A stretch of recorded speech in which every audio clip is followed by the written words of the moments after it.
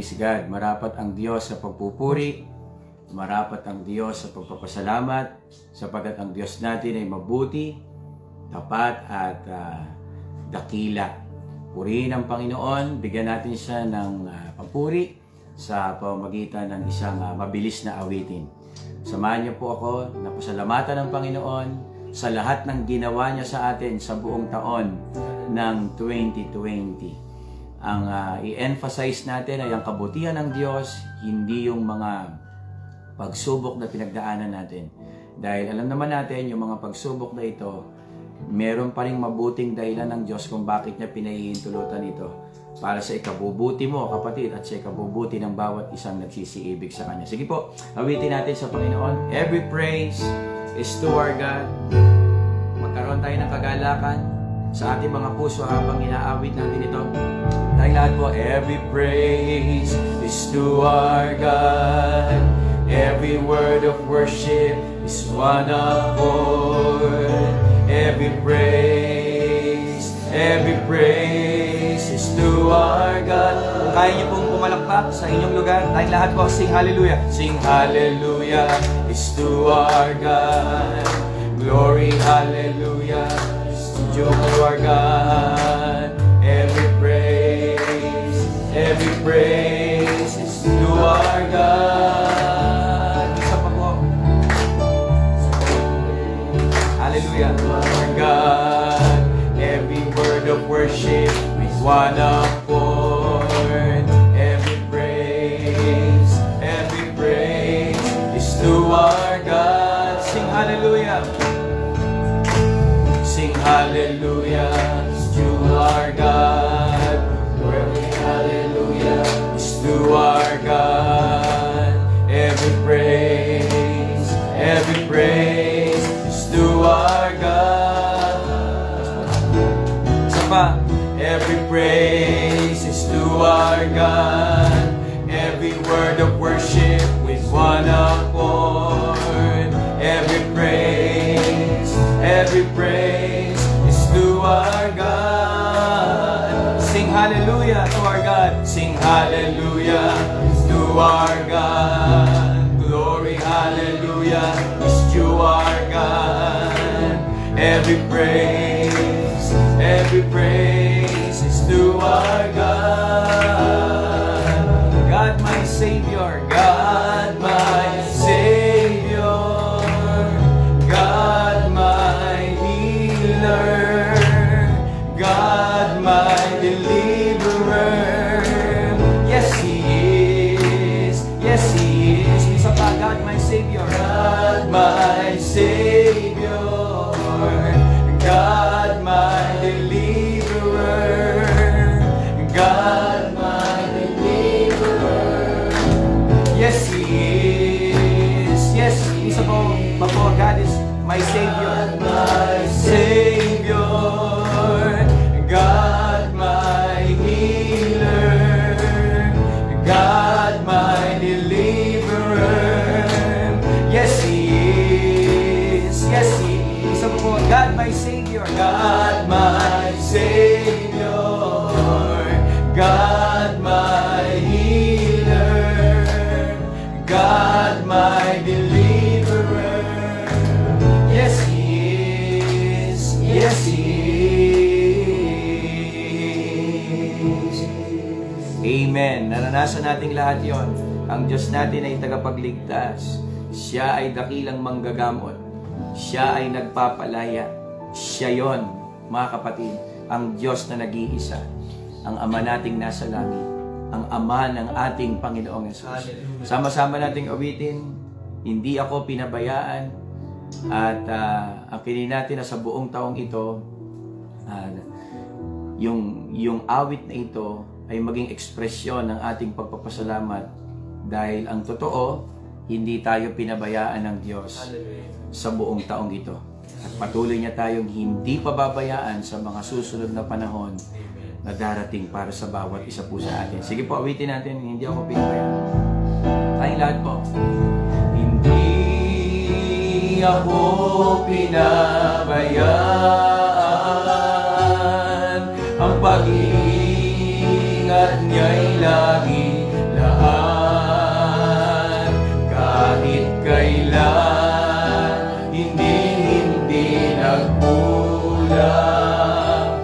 pag-ibig niya'y walang kapantay. Itataas kaniyang pangalan, papuri ko sa Diyos ibibigay. Dakila ang Panginoon. Hallelujah, hallelujah. Hindi ako pinabayaan, hindi ako pinabayaan. Pag-iingat niya, ang pag-iingat niya'y laging laan. Kahit kailan, hindi nagkulang. Pag-ibig niya'y walang kapantay. Itataas kaniyang pangalan, papuri ko sa Diyos ibibigay. Dakila ang Panginoon. Hallelujah. Ito po ang totoo, mga kapatid. Sa buong taon, hindi tayo pinabayaan ng Diyos. Hindi ako pinabayaan. Ang pag-iingat niya'y laging laan. Kahit kailan, hindi nagkulang. Amen po. Hallelujah. Pag-ibig niya'y walang kapantay. Itataas kaniyang pangalan, papuri ko sa Diyos ibibigay. Dakila ang Panginoon. Hallelujah, hallelujah. Purihin po kayo, O Diyos, sa Ama ng aming Panginoong Yesus. Tunay kayong nagmamalasakit sa amin nang walang katulad na klase ng pagmamalasakit. Pinatunayan niyo po yon nung kami ay iligtas niyo sa isang tiyak na kapahamakan. Hindi buhay ng isang anghel, hindi ginto at pilak o kayamanan ng mundong ito ang ipinambayad niyo para tubusin kami sa aming mga kasalanan. Ang buhay ng inyong kaisa-isang anak na mahalaga sa inyong harapan. Sinisintang anak na lubos na kinalulugdan ang ibinigay nyo at inalay para sa kabayaran ng aming mga kasalanan. Sapat na po itong patunay na kami po na walang mga halaga ay pinapahalagahan at iniibig po ninyo. Salamat po. Taos-puso po namin ibinibigay ang katagang yon ng awit na amin pong kinanta. Hindi nyo kami pinabayaan. Samantalang kami ay tumatahak sa isang landas na patungo sa isang tiyak na kapahamakan. Hindi nyo kami pinabayaan.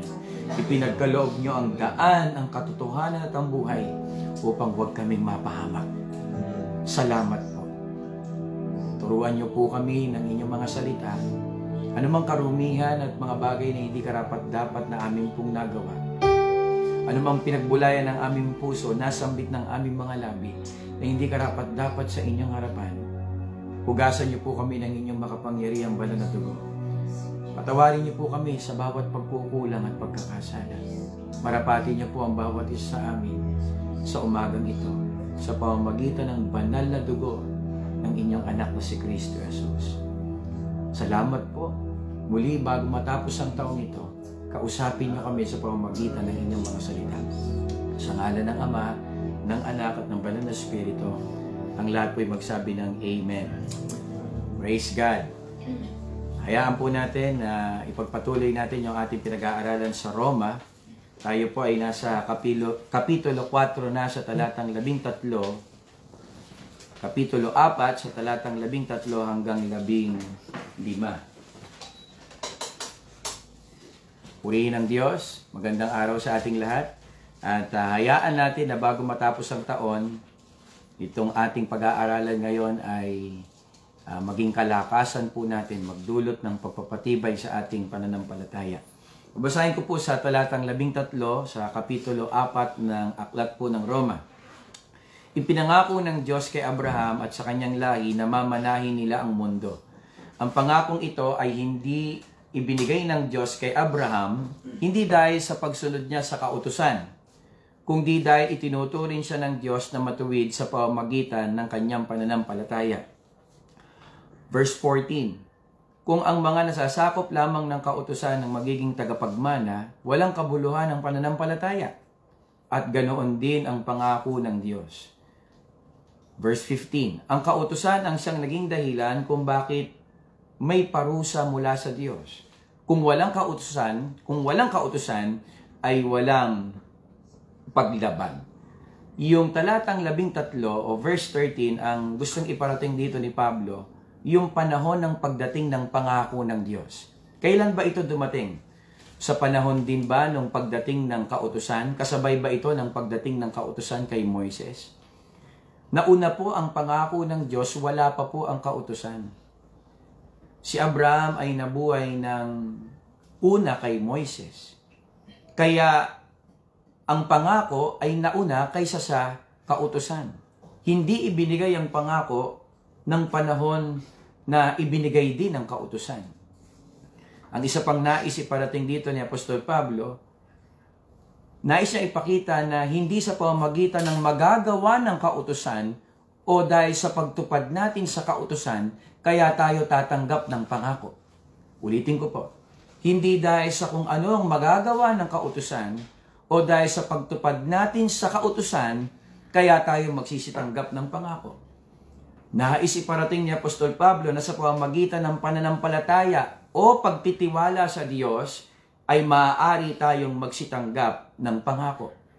Sa talatang 14, atin naman pong makikita ang nais pong iparating dito ni Apostol Pablo, kung tinanggap ang pangako sa panahon na ibinigay ang kautusan, kung gayon, walang kabuluhan ng katwiran ng pananampalataya. Kung ang pangako ay maaaring tanggapin sa panahon ng kautusan o tinanggap sa panahon ng kautusan o kasabay ng pagdating ng kautusan ang pangako ng Diyos, kung gayon, walang kabuluhan ng katwiran ng pananampalataya. Dahil ang pangako pala ay matatanggap sa pamamagitan ng kautusan. Walang karapatan tayong mga hintil na magsitanggap ng pangako galing sa Diyos. Kasi hindi naman tayo ang pinagkatiwalaan ng kautusan. Ang pinagkatiwalaan ng kautusan ay ang mga Hudyo. Kaya walang puwang sa atin ang pangako ng Diyos. Sa verse 15 naman, kung makikita po natin, ang nais iparating dito ni Apostol Pablo kung ano yung magagawa ng kautusan. Kung meron mang magagawa ang kautusan, hindi makapagbigay ng pangako. Hindi ang makapangako sa atin ang buhay na walang hanggan sa langit. Kung meron mang magagawa ang kautusan, ay magkaroon ang Diyos ng galit sa atin sapagkat tayong lahat ay lumabag sa kautusan. Sabi po ng verse 15, kung uulitin ko po, ang kautusan ang siyang naging dahilan kung bakit may parusa mula sa Diyos. Nakita niyo po kung ano ang nagawa ng kautusan?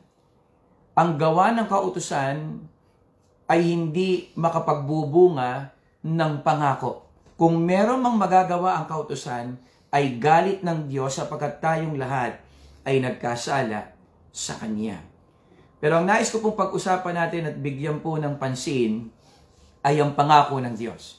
Bago matapos ang 2020 na ito, sasalubong tayo sa 2021. Mga kapatid, kailangan nating maintindihan ang pangako ng Diyos. Kailangan nating ma-appreciate kung ano yung ipinangako ng Diyos sa atin.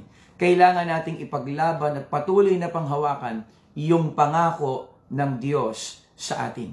Kung mauunawaan lang natin ang ating hinihintay na pangako galing sa Diyos, kung ano yung naghihintay sa atin, na ipinangako ng Diyos sa atin, magagawa nating harapin ang lahat ng mas mahihirap pang sitwasyon na pwede nating pagdaanan ngayong 2021. Kung mauunawaan lang natin kung ano ang naghihintay sa atin na ipinangako ng Diyos, mga kapatid, magagawa nating magtagumpay, patuloy na magtapat, naglilingkod sa Panginoon.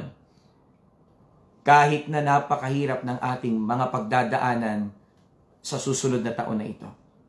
Mga kapatid, ano ba ang pangako ng Diyos? Kung makikita po natin dun sa verse 14, sa 13, dun sa ating pong binasa, ipinangako ng Diyos kay Abraham at sa kanyang lahi na mamanahin nila ang mundo. Ang pangako ng Diyos kay Abraham, mamanahin nila ang mundo. And the same promise na kanilang tinanggap, yun din yung pangako na ating tinanggap. Kasi galing po tayo sa binhi ng pananampalataya ni Abraham. Tayo po ay anak ni Abraham sa pananampalataya. Kaya kung ano ang kanyang tinanggap na pangako, ay siya ring pangakong ating hinihintay. Ang pangako ng Diyos sa bawat isa sa atin, mamanahin natin ang mundo o ang lupa. Ang sino mang sumasampalataya sa Panginoong Hesukristo ay magmamana ng mundo o ng lupa. Romans 4:13, ipinangako ng Diyos kay Abraham at sa kanyang lahi na mamanahin nila ang mundo. Pero ano ang nasa isipan ni Abraham nung sabihin sa kanya na mamanahin mo ang mundo? Tanungin nga natin si Abraham, Abraham, ano ang nasa isipan mo nung sabihin sa iyo ng Diyos na mamanahin mo ang mundo? Para ba sa iyo yung mundo, ito yon, yung lupa na ating tinitirhan ngayon? Sabi ng Hebrews chapter 11 verse 13, ang lahat ng taong ito'y namatay na sumasampalataya. Hindi man nila natanggap ang pangako ng Diyos noong nabubuhay sila, natitiyak naman nilang darating ang araw na matatanggap nila ang kanilang hinihintay. Itinuri nilang mga dayuhan ng sarili nila at naninirahan lang sa mundong ito. Meaning, hindi talaga yung mundong ito ang inaasahan nilang magiging mana nila. Kung meron mang inaasahan si Abraham na magiging mana niya dahil sa pananampalataya, ano po yon? Verse 14. Ang mga taong may ganitong pananaw ay nagpapahiwatig na naghahanap sila ng sariling bayan.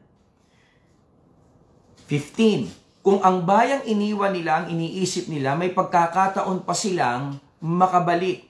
Ngunit hinahangad nila ang mas mabuting lugar. Hinahangad nila yung mas mabuting mundo. At ito'y walang iba kundi ang lunsod na nasa langit. Kaya hindi ikinahihiyan ng Diyos na siya'y tawagin nilang Diyos dahil ipinaghanda niya sila ng isang lunsod. Kung meron man pong pangako ang Diyos kay Abraham at sa bawat isa po sa atin, ay yung pangako na tayo po ay magmamana ng mundo o ng lupain. At ano po yung mundo at lupain na ninanasa ni Abraham na dapat din po nating nasaing lahat? Yung po yung lupain na inihanda ng Diyos sa atin, walang iba kundi sa langit na bayan. Kaya naman po kahit nakarating na si Abraham dun sa lupang ipinangako sa kanya ng Diyos, yung literal na lupa, natatahanan nila upang sila ay maging bansa na gagamitin ng Diyos sa pamamagitan ng bansang ito, isisilang ang tagapagligtas na siyang dudurog dun sa ulo ng ahas. Kahit narating na nila yung lupang pangako, yung Kanaan, tignan niyo po ang kanilang ginawa sa Hebrews 11:9. Sa pananampalataya, siya'y naging manlalakbay sa lupang pangako. Kahit na nakarating na sila doon sa lupang pangako, ang tingin nila, manlalakbay pa rin sila. Hindi pa rin ito yung lupa talaga na hinihintay namin. Mga kapatid, marahil nangako ang Diyos sa iyo ng isang hanap buhay, negosyo. Maaring nangako ang Diyos sa iyo na makapag-a-abroad ka. Pero kailangan nating ilagay sa ating puso't isipan na may mas higit pang pangako ang Panginoon na kailangan po nating ipaglaban at lubos na hangarin sa ating pong mga buhay. Maaaring ang Diyos ay nangako sa iyo na magkakaroon ka ng sasakyan. Hallelujah. Pero mga kapatid, masigit nating panghawakan yung pangako ng buhay na walang hanggan. Amen? Hindi yung pinangawakan natin yung mga pangakong panlupa at masigit na nating pinahalagaan yung mga pangakong panlupa at nalimutan na natin ang Panginoon. Kundi may masigit tayong pangakong pinangahawakan. Bagamat si Abraham ay nandun na sa lupang pangako, tingnan niyo po, nagaya sa hindi niya sariling lupa at tumataan sa mga tolda na kasama ni Isaac at si Jacob. Ang ginawa po ni Abraham dun sa lupang pangako na pinagdalhan sa kanila ng Diyos, hindi sila nagtayo ng gusaling bato. Ang tinayo nila tolda. Pagka tolda ang itinayo mo, ibig sabihin may balak ka ring umalis doon. Ibig sabihin hindi ka mananatili doon. Ibig sabihin hindi ka magtatagal doon. Kaya ang itinayo po ni Abraham dun sa lupang ipinangako ng Diyos sa kanila ay tolda sapagkat naghahanap siya ng lalong magaling na lupain. Sabi po ng verse 10, chapter 11, verse 10 ng Hebrew, sapagkat inaasahan niya ang bayang may kinasasaligan na ang nagtayo at gumawa ay ang Diyos. Purihin ang Diyos. Kung meron man tayong pangakong pinakahihintay, mga kapatid, walang iba kundi yung isang lungsod na ang Diyos ang nagtayo. At ang Panginoong Yesus mismo ang nangako, kung meron man siyang itatayo para sa atin, hindi dito sa lupang ito. Kung meron man siyang itatayo, ay doon po sa Ama. Uuwi siya sa Ama, sa langit. At ipaghahanda niya tayo ng ating tahanan. At doon, pagkatapos niya ng gawin, ipaganda yung ating titirhan, susunduin niya tayo, at iuuwi niya tayo doon sa langit na bayan. At yun yung pangako na ating pinangahawakan. Amen. Yun yung pangako na siya nating pinangahawakan, kaya may dahilan tayo. Hayaan niyo po na bago po ako magtapos, bakit ko po kanina nasabi na kung mauunawaan lang natin ang pangako ng Diyos, magagawa nating harapin ang lahat ng mas mahihirap pang pinagdadaanan natin o pagdadaanan natin itong 2021. Haharapin natin na may pagtatapat at patuloy na naglilingkod. Kung maiintindihan lang natin yung pangako ng Diyos. Alam nyo, kung may tama tayong unawa dun sa pangako ng Diyos, ang pangako ng Diyos ay magbibigay ng kagalakan sa atin. Kagalakan na magagawa nating magpatuloy kahit na napakaraming pagsubok. Kagalakan na magagawa nating magpuri, magpasalamat pa rin ang tuloy-tuloy sa Panginoon. Maglingkod na nagtatapat, maglingkod na may kasamang katapatan. Dahil, bakit natin ginagawa? Sapagkat meron kang pangakong pinangahawakan na nagbibigay sa iyo ng kagalakan, kaya nagagawa mong lumaban sa iyong pananampalataya. Nagagawa mong sumulong kahit napakaraming mga pagsubok. 1 Peter 1:3, tignan niyo po. 1 Peter 1:3 hanggang 6, babasahin ko po sa inyo.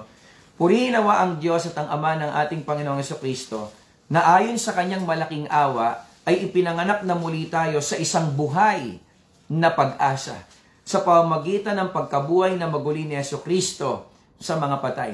Merong pag-asang naghihintay sa atin. At ang pag-asang naghihintay sa atin ay ang pagkabuhay na maguli sa mga patay. O mamanahin natin ang mundo o lupa, which is yung langit na bayan.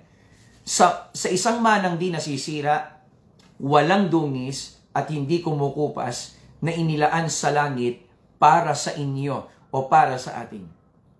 Dahil sa kapangyarihan ng Diyos ay iniingatan sa pamamagitan ng pananampalataya sa ikaliligtas na nahanda upang ihayag sa huling panahon. Merong takdang panahon na kung saan matatanggap natin yung pangako ng Diyos. At malapit na po yon. Hindi na malayo yon. Kapag nagpapalit ang taon, ibig sabihin, hindi tayo palayo sa pangako ng Diyos. Palapit tayo ng palapit sa pangako ng Diyos. At tignan niyo po yung verse 6. Na ito. Sabihin nga po natin, na ito. Ano yung ito na sinasabi dito ni Apostol Pedro? Yung pangako ng Diyos. Na ito, yung pangako ng Diyos, ang inyong totoong ikinagagalak bagamat kayo'y sa sandaling panahon kung kailangan ay pinalulumbay kayo sa mulit-muling pagsubok. Yung 2020, ito yung manifestation ng mulit-muling mga pagsubok. Tuloy-tuloy yung mga pagsubok na ating pinagdaanan. Parang hindi na matatapos. At itong 2021, naniniwala ako mas higit pa ang mga pagdadaanan nating mga pagsubok at hirap na kagaya nga po ito ng isang babaeng nanganganak. Pero kung nauunawaan natin yung pangakong ating tinanggap galing sa Panginoon, na ito ang totoo niyong ikinagagalak, bagamat sa sandaling panahon kung kailangan ay pinalulumbay kayo. Kaya pag may mga pagsubok na dumarating sa atin, dahil sa pangako na meron tayong ang pakikitungo natin sa pagsubok, sandaling panahon lang yan. Matatapos din ang lahat ng yan. Pagkatapos naman ito, merong buhay na walang hanggan na naghihintay sa akin. Kaya pala magagawa nating magalak sa gitna ng mga pagsubok ay dahil meron tayong kaunawaan dun sa pangako ng Diyos na ibinigay sa atin. At ang pangako na yon ay mamanahin natin ang langit na bayan dahil sa pananampalataya kay Kristo Jesus. Ang isa pang nakikita ko kung mauunawaan natin yung pangakong naghihintay sa atin, hindi magiging mahirap sa atin ang magpasyang sumunod sa Panginoon. Kaya marami sa atin ang nahihirapang magpasya na sumunod sa Panginoon. Nahihirapan tayong isuko yung ating sariling kalooban at yakapin yung kalooban ng Diyos. Sapagkat ang nakikita nating pangako ay yung pangakong panlupa. Dahil nakikita natin yung kalooban ng Diyos, parang ito yung maglalayo sa atin doon sa mga bagay na gusto mong mangyari. Pero kung ang pinangahawakan mong pangako ay yung pangako ng Diyos na buhay na walang hanggan, mga kapatid, hindi magiging mahirap sa atin na sumunod sa kalooban ng Panginoon. Bakit nagiging mahirap? Kasi ang hinahangad natin ay mga pangakong panlupa. At kapag nakikita natin yung kalooban ng Diyos, na itong magiging hadlang dun sa mga pangakong panlupa na pwedeng dumating sa atin, mas mabuting piliin na lang yung sarili nating kalooban. Pero kapag ang pangako ng Diyos na pinangahawakan natin ay buhay na walang hanggan, isang manang di nasisira sa langit na bayan, hindi magiging mahirap ang sumunod para sa atin. Tignan niyo po sa Hebrews 11:17. Sa pananampalataya, si Abraham po ulit ito. Sa pananampalataya nang subukin si Abraham ay inihandog si Isaac.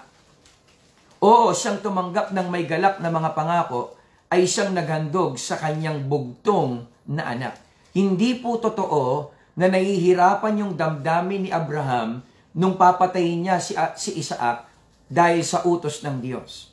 Ang totoo, si Abraham mismo ang tanungin natin. Huwag yung mga pelikulang napapanood natin o galing doon sa mga mangangaral na napapakinggan natin.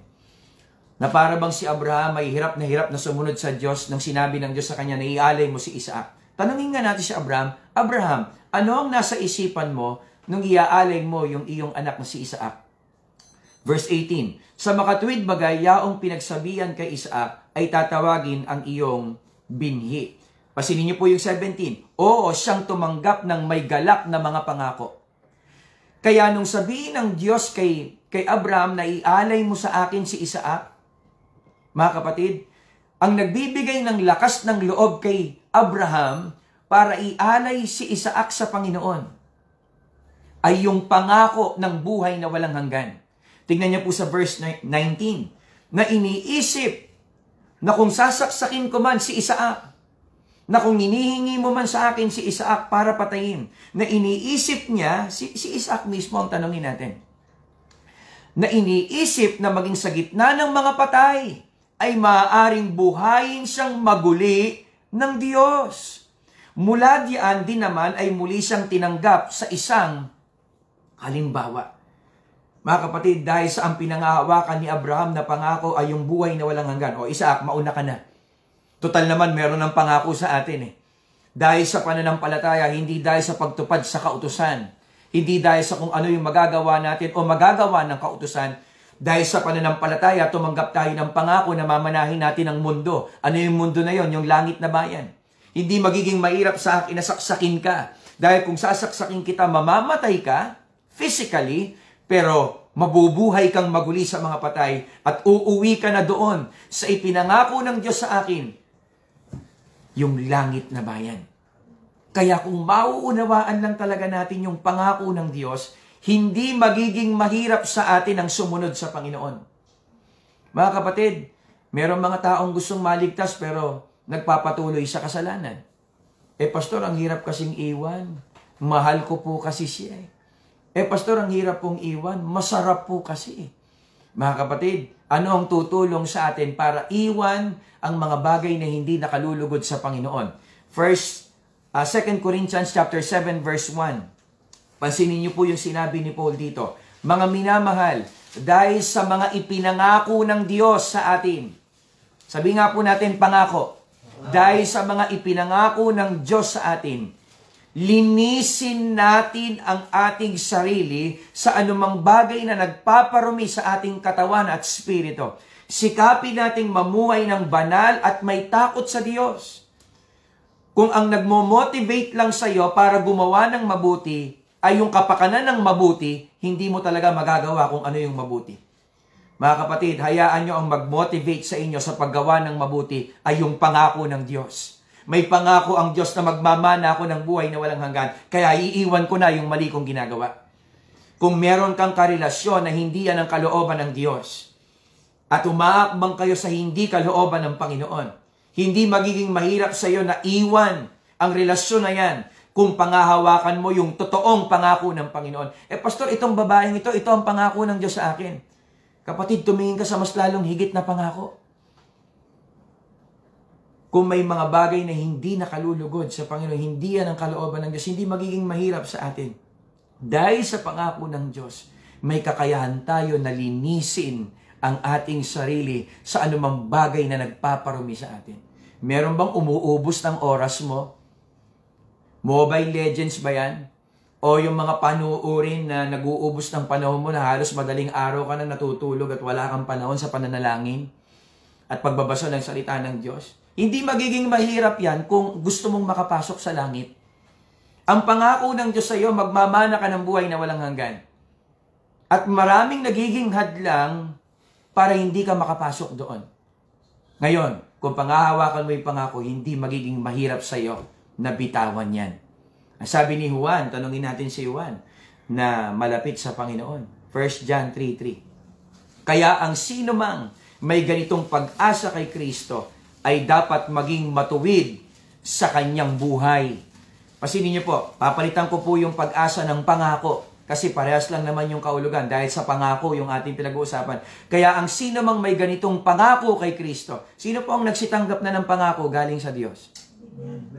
Pangako ng buhay na walang hanggan. Kung tumanggap ka ng pangako ng buhay na walang hanggan, dapat maging matuwid ka dapat maging matuwid sa kanyang buhay tulad ng buhay ni Kristo na matuwid.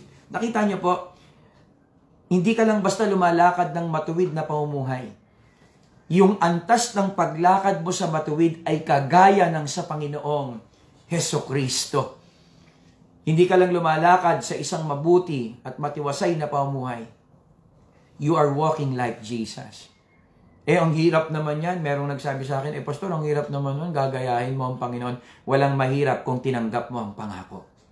Alam nyo, yung mga sumasali sa competition, yung mga sumasali sa larangan ng pakikipagbaka sa sports, ang nagmo-motivate sa kanila kung bakit sila handa silang mag-hard training, handa silang wag kumain ng gusto nila, handa silang magising ng maaga, handa silang mag-jogging o tumakbo ng napakalayo, handa nilang supilin ang kanilang katawan. Bakit? Sapagkat nakatingin ng kanilang mga mata doon sa gantimpalang naghihintay sa kanila. Maging ang ating Panginoong Hesukristo, siya ang pinakamabuting halimbawa. Bakit niya nagawang batahin ang krus ng Kalbaryo? Who for the joy that was set before Him, He endured the cross. Nagawa niyang batahin o labanan yung hirap sa krus ng Kalbaryo. Bakit? Dahil merong kagalakang naghihintay sa Kanya sa hinaharap. Kaya mga kapatid, isang malaking paalala sa atin. Dahil sa pananampalataya, tayo nagsitanggap ng pangako. Nauunawaan mo ba yung pangako ng Diyos sa iyo? At kung nauunawaan mo ang pangako ng Diyos, hallelujah, magagawa nating mapagtagumpayan ang lahat ng mga pagsubok na ating pinagdadaanan at magagawa nating magpasya na sumunod sa kalooban ng Panginoon at magbigay kalugod-lugod sa lahat ng ating pong mga ginagawa sa harapan ng Panginoon. Ngayong taon 2021, may paalala lamang po ako sa inyo. Huwag nating pahalagahan kung ano yung magiging sitwasyon. Ang pahalagahan natin ay kung paano tayong mabubuhay sa mga sitwasyon na dadating sa buhay po natin. Sino makapagsasabi na ang Pilipinas o ang buong mundo ay magkakaroon ng suliranin na kagaya nito ng COVID-19?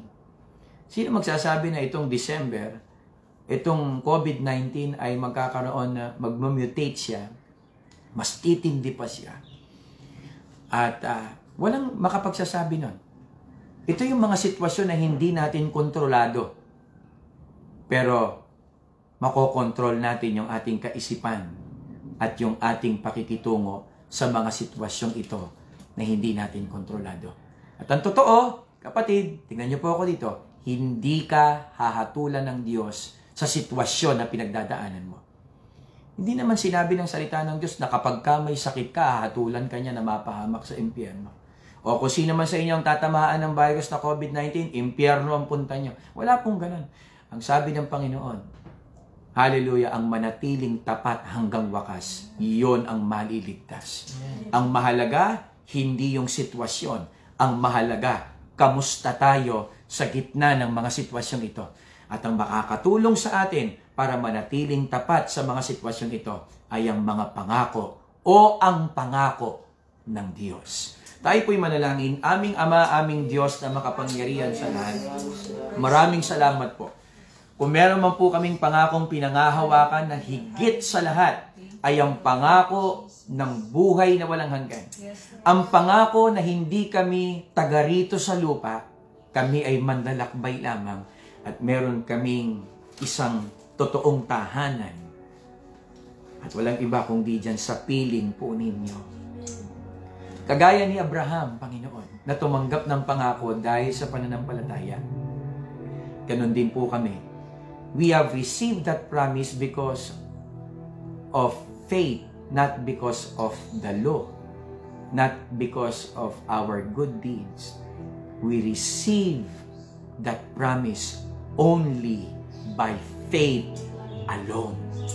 And that promise, ang pangakong ito, ay ang pagpasok o mamanahin namin ang lupain magaling dyan sa piling po ninyo. At hindi nyo ikinahihiya ang inyong mga anak na walang ibang tanging hangad kundi ang buhay na walang hanggan dyan sa langit na bayan. Sapagkat yun nga po ang ipinaghanda nyo para sa amin. Hindi na po kami malayo doon.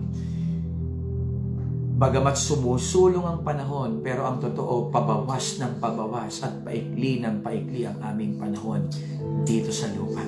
Ngunit salamat sapagkat meron kaming pangakong tinanggap galing po sa inyo. Salamat po sa inyo po lahat ng papuri, lahat ng parangal, pagsamba at pagdakila. Pinagpapala ko po, O Diyos, ang buhay ng bawat isa. In the name of Jesus. Ang 2021 ay masigit na paglagong espiritual. Paglago ng pasanin mula sa amin na nanggagaling sa inyo upang lalo pang maglingkod at gumawa sa layunin ng inyong kaharian. Pagpalain niyo po ang bawat isa. Ang pabor niyo po ay ikorona niyo sa amin pong mga ulunan. Ang kalwalatian niyo po ay makita sa aming buhay. Balutan niyo po kami ng inyong makapangyarihang banal na dugo. Ang inyo po mga anghel ay patuloy niyong igawad upang kami paglingkuran. Tatawirin po namin ang panibagong taon ng aming buhay na ang tanging dala namin sa aming mga puso.